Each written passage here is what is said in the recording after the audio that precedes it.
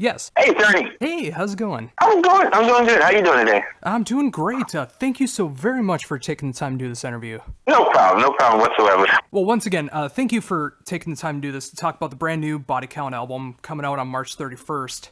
Of course, with 3 years have gone by since the last album, what did you guys think about as you were writing the new album? Well, we wrote the new record in Arizona. I mean, we were just writing music. We were back before we did Manslaughter, which was our last record 3 years ago. We took 8 years off, because we lost members of our band. So we took time to let the band grieve and everything like that. And we took 8 years off, and then we did Manslaughter, and then we started touring. We toured for, ICE has the summers off. So one summer we toured the United States. The next summer we toured Europe, and we enjoyed playing again. So we decided to write a record, last summer in Arizona, and we were just writing whatever came out. And it was the elections, were going on, so that was going through our head, and we were watching television. Just the same thing that's going through everyone else's head right now. That's what we were thinking about when we were writing the record. The exact same thing that everyone in this country is going through right now. Oh, I completely understand, and there is no better time for a brand new Body Count album than right now. And what's so strange about it is, our first record came out 25 years ago on March the 10th. It'll be 25 years.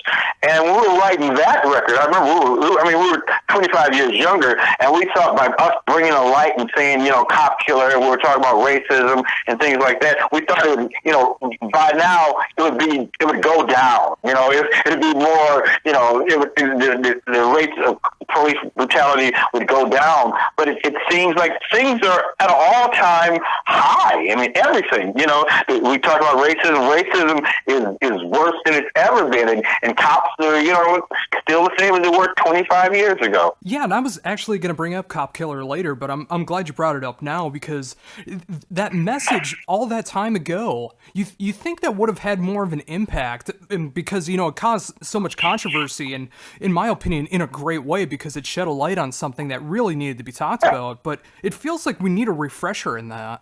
That song would put everybody on. It was kind of a warning song, and we thought that it would, at the time it was a big deal, because one more time we did on a record that election year politics were going on. We played Cop Killer for a year, and nothing was going on. We played it a Lollapalooza. We played it, and the record was out for a while, and people enjoyed it. And then election year politics got involved one more time. And this year, one more time, we'll come up with a record, an election year, even though the election is over, but we're writing it doing election year politics, and and we have our new president here, and it's the time. Body Count does well with when politics are kind of haywire. But it's not just us. I talk to people in France, they're going through the same kind of, thing that we're going through with our, their government, and so it's an interesting time for this planet. So is that why you guys chose No Lives Matter as the first track to show off? No Lives Matter. That was just something that we were talking about. There's a lyric in that goes, "Don't fall for the bait and switch. Racism is real, but not it." I mean, there's a lot of things. That song's talking more about economic things, that go on in this country. So it has a lot of depth to it. You can translate that song many different ways. So. We just wrote that song. I just liked the song. The song came out good. I mean, when we started playing it, it was just, this record just came together really, really good. I mean, I'm happy the way the music came out, the way we played. I mean, it came out well, and it takes you through a journey. The record has it's a horror record. You know what I mean? It's like it's bloody, it's brutal. It's 2017. Oh yeah, absolutely. I mean, of course, it's not the first time that you guys have ever ventured down that horror theme. I mean, that's a huge part of the band. But it's great to see it in such relevancy of what's going on right now, specifically, because I can't imagine that you guys even had these ideas in mind of what's going on in the world right now. I mean, I imagine just the inspirations are just coming left and right. No, I used to watch a lot of horror movies, so we were watching horror movies. We had a song that we were going to do that was we used the theme to Halloween in it, but Carpenter wanted too much money to license it, so we had to drop that song. I mean, it was like a budget for a movie, like he was trying to do another movie. He wanted so much money. But the record's like a horror record. I mean, you got to take it, with a grain of salt. Also, a lot of the stuff, about the psycho killers and things like that. So, but it's fun. Some people enjoy horror movies. Some people enjoy slasher movies. They're big. I mean, So we just took one and put it on record, basically, with our social commentary thrown in. We always say, don't take us too serious, because this is the same band that can play Cop Killer and turn around and play KKK bitch. We have a sense of humor about ourselves. We don't take it that serious. We're not trying to drive and point home 24/7. We're entertainment, and we try to have a good time doing it. Oh yeah, and that was so excellently displayed on Manslaughter. I mean, the first half of that album alone, I mean, with like Talk Shit, Get Shot, and all those songs in the beginning, I mean, like in the videos especially, I mean, you can see just the fun that's behind it, but it's also good social commentary. Talk Shit, Get Shot. It was written just from the internet perspective. People say all kind of crazy stuff on the internet, and we're like, there's repercussions to talking a lot of smack. You might run into us on the street. What's so funny about that? We toured after we did that record. We toured with Avenged Sevenfold, right? So we're out there. Their audience is half our age. So we meet them. Some of the kids backstage. They come from meet and greets and things like that. And so they were like, "Oh, the guy from Law and Order, he started a band." I'm like, okay. They would listen to it. They would read us, and they're like, "Oh, that song Cop Killer, we like that a whole lot." We're like, "Y'all should put that out." Like, okay, they're missing a whole lot here. So they thought that Manslaughter was our first record from the guy that, from Law and Order. He starts doing music, and he has a whole band. So we thought that was so funny, because they have no idea that we've been doing music for almost 30 years. And I've been around doing music for 30 years. That's the funny thing about the internet. I mean, you would think that people would take that time when they're bashing what they don't like to actually research what's going on. I mean, if they did a little bit of research, they would know that Body Count was around decades before Avenged Sevenfold. No, but they knew the song. And we're like, we didn't sell that many records. How did they know this song? they knew all the lyrics to that song, and because we would ask them, how many people have seen us before? And people would, it was like sparse, you know what I mean? People that came to see Cannibal Corpse, their fans knew us, but for the most part, they didn't know us. So that record was like, that Manslaughter was whether this band was going to sink or float. You know what I mean? If that record would have failed, we wouldn't have been able to do this record.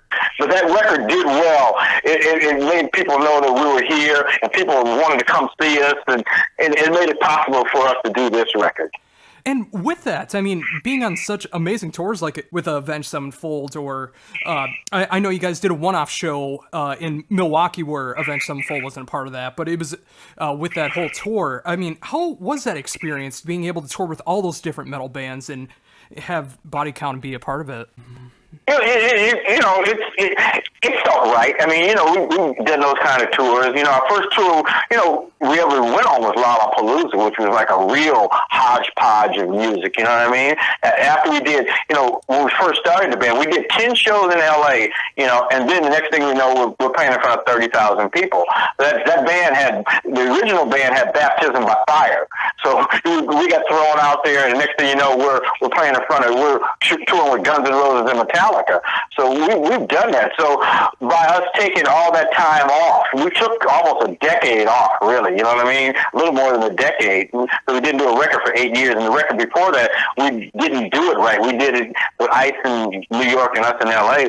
For us to take that much time off and for us to come back and, you know, and people still want to hear us, it made us feel really good to be playing out there with Korn and Vince Sevenfold. And then we went to Europe, and we played with the Scorpions and ZZ Top, and, you know, it's like, what the heck is going on here? So we were having a good time. So we said, let's do another record, because, you know, we don't have a big catalog of music. We have our songs from 25 years ago. We just decided, since the band has been playing and getting better, let's do another record. So that's what this record is all about. This record, we're trying to show some musicianship also. Oh, yeah. I mean, unfortunately, I haven't received the promo for the new album yet. I'm hoping to check it out very soon, but I checked out the 30-second clips that were on Ice-T's podcast, and I really love the direction that was going on with it. I mean, it just sounds like such a natural progression from Manslaughter. Yeah, actually it is. You know, Manslaughter was the band starting up again. So in the last piece of the puzzle that we added was Juan. Juan played with Evil Dead and those kind of bands. And before him, I had my guitar tech playing guitar, and it just didn't exactly feel right. So Juan, we've known Juan forever, and so he was the last piece of the puzzle. So he came in, we did Manslaughter. We toured for 2 years, basically. But now the band really likes each other. You know, we like Ice is in New York, but the band is out here. We'll rehearse this evening. We'll get together in the studio and just play. So when we do decide to tour, we won't have to start up again. The band is ready to play.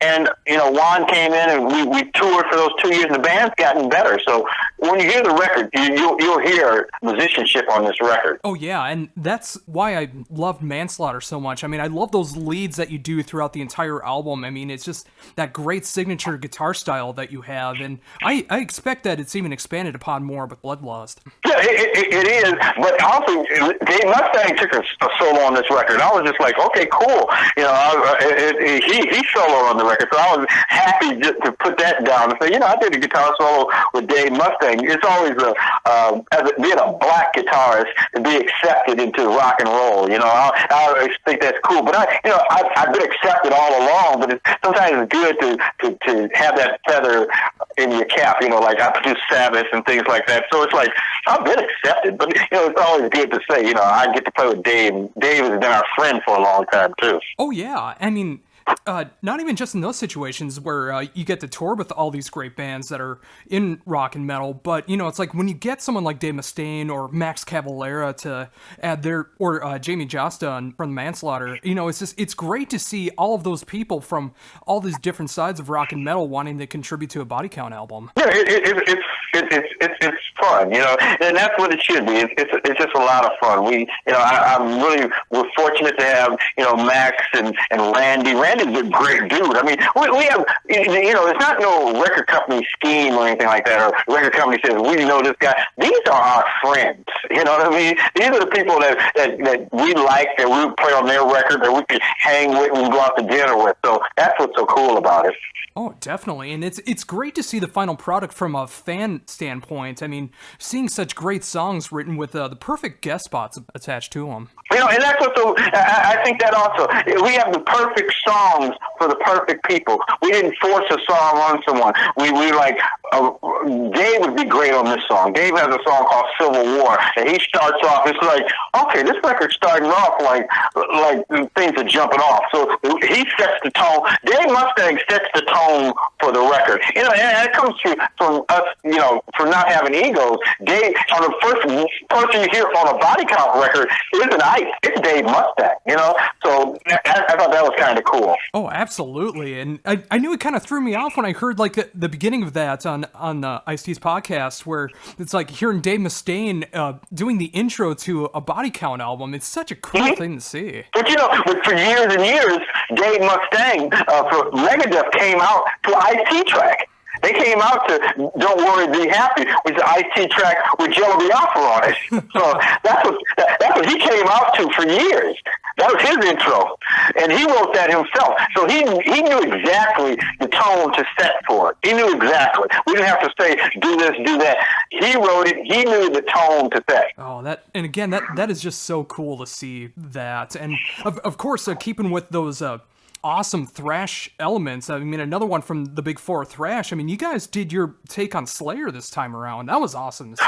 Oh, yeah, you know, that was actually fun. That was actually a lot of fun. That started off, you know, we play a Slayer song during our set. So we decided we're going to play this song. So we learned how to play it, right? And we went on YouTube, you know, learned how to play it the way everyone does now. So the band started playing it. So we did a Twitter, like, live broadcast. And we got like 40,000, hey, right on. Then you get the one guy says, hey, that sucks. You know, so we get 40,000 likes from this one guy that we're looking for that said it sucks.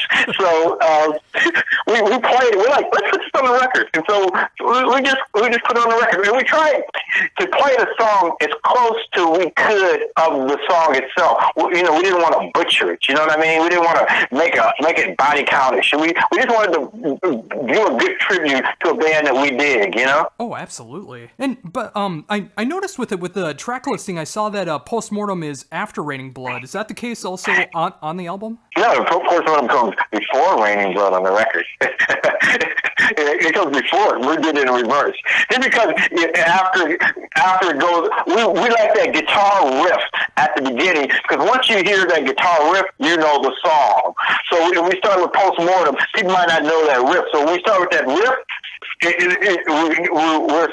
we played that song live. We came out for the show we did in Arizona. We played that song, and we did the riff, and everyone knew what it was. So we put Post-Mortem after it.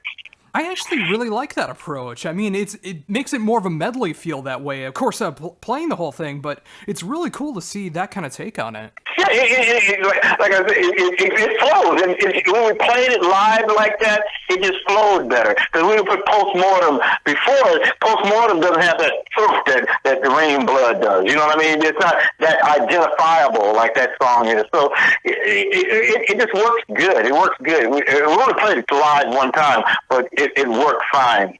Not having the chance to hear the song live and not always wanting to check out the cell phone bootleg versions that are scattered throughout YouTube. How long do you wait after like the final moments of Raining Blood before you go into Post-Mortem?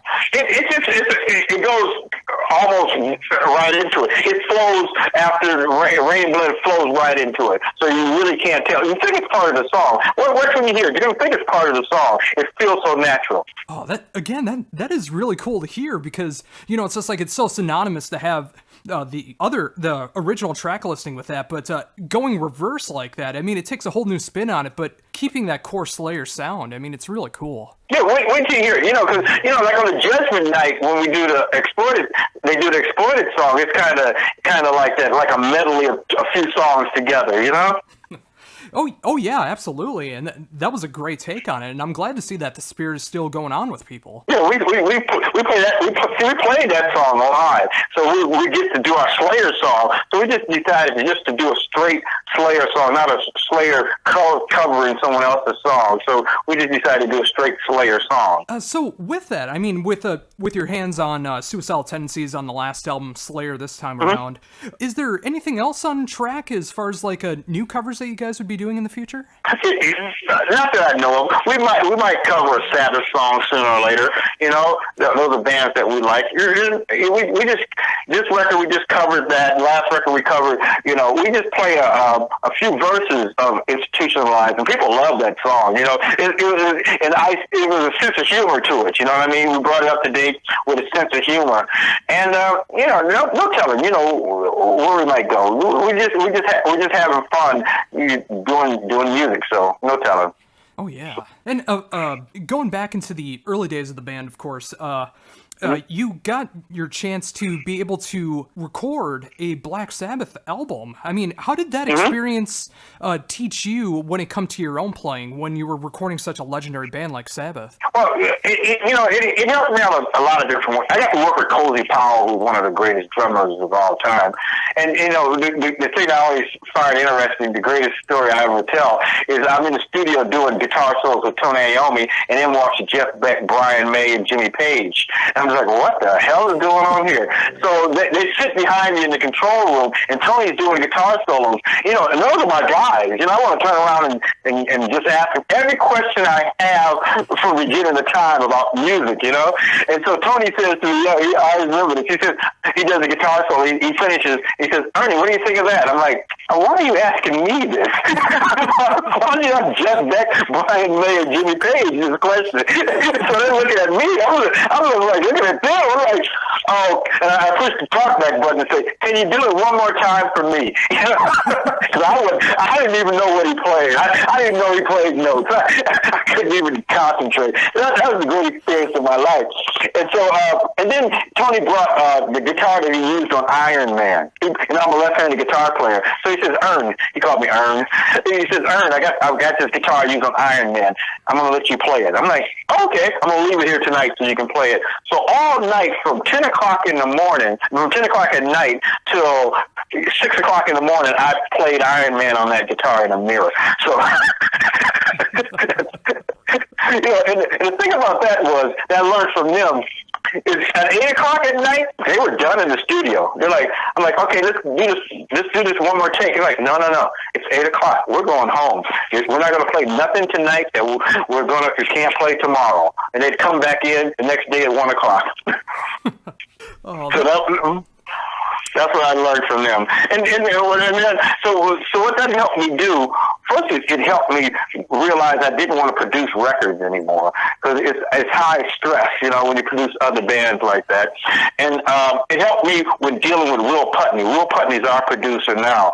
And when I produced Sabbath, they didn't really want to change. I had these good ideas of drying up the sound, because during the 90s and the 80s, the sound was real wet, real, you know, like you're in an echo chamber. I was going to dry it up and make them sound more Nirvana-ish, you know, just a dry sound, and they didn't want it. And so when we decided to work with Will Putney, I kind of let Will just do his own thing, as long as he didn't crash us into a tree, and you know, and he did a great job. So, you know, I've learned how to have patience with record producers. Yeah, and I think that's a very important thing for a band that's either starting out or a band that's been around for decades, is really getting that recording knowledge. I mean, even if it's things that you don't use after the experience, it's great to know everything that you can about the recording process. And, you know, you got some amazing stories, and you got to play on the guitar used on Iron Man. I mean, that is so cool. Yeah, that was really cool. And plus being left-handed, I was able to do that, you know. That was what was so cool about it, you know. Oh, very much so. I mean, I can't imagine anything as cool as being able to play that, or Iommi just leaving the guitar for you just to be able to jam on it for a while. Yeah, to jam on it. Well, the thing about it was, it's not a Gibson. Everyone thinks it's a SG. It's a Gibson. It's not a Gibson.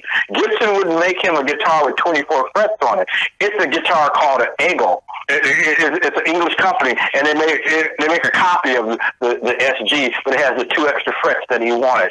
You know, because they weren't Black Sabbath when they first started. They became Black Sabbath, but they wouldn't make him the guitar. Oh, wow. I didn't even realize that. I mean, that's even cooler to have like a one-off knockoff like that. And of course, with the signature Iommi Gibson SG, you would think, but that's not the case. That's cool to hear. No, the original guitar was not an SG. It was a copy of an SG. They wouldn't give him those extra 2 frets that he wanted. Yeah, that's just incredible, because I mean, I've learned so much from this. I mean, it's really cool to hear all of those great experiences. And, you know, I imagine as a guitarist, I mean, having that experience working with Iommi, I mean, having all those great musicians just walk in on you during the recording session, and, you know, getting to tour with all these great bands. I'm sure there's no shortage of inspiration when it comes to your own playing. No, I just like listening to everything and playing everything, and just I know I've been really fortunate to be in this position to play with all these great musicians. I mean, I play with and tour with some of the greatest musicians there are. They're none better. Yeah, and you know, I'm hoping the same will happen with Bloodlust when it comes out on March 31st. Like, I'm really hoping that this does get the tour promotion that it deserves, because these songs, I imagine, are going to sound incredible live. I I'm saying, I think this is a really good record. I mean, I hope it gets the exposure that it did. I mean, just from Manslaughter, the way Manslaughter put us back on the radar. So this record has to be a good record, you know. And I think it will live up to its expectations. Oh yeah, I mean, on my show, I've been playing No Lives Matter as much as I could, and once the second single comes out, I'll be sure to be playing that as well, and just giving it the proper promotion it deserves, because you guys deserve it, absolutely. Oh, thank you so much. Thank you so much. Oh, not a problem. Well, I noticed that we just a few minutes left, but I'll let you go quickly. But again, thank you for taking the time to do this. As a longtime Body Count fan, I mean, from hearing all the controversy of Cop Killer, it made me a fan. I love what your guys' approach, lyrically, musically, everything that you guys do, and it's a tremendous honor to be able to talk to you, to promote. Thank you so much. Oh yes, to help. Thanks so much. Right. Oh, I was just going to say, to be able to help promote Bloodlust coming out on March 31st through Century Media, again, a tremendous honor. And before we're done, is there anything else you'd like to mention that I haven't brought up yet? No, just come out, you know, when you come out to a Body Count show, just be prepared to have a good time and have fun. You know, that's all. That's what we're here for, just for some entertainment.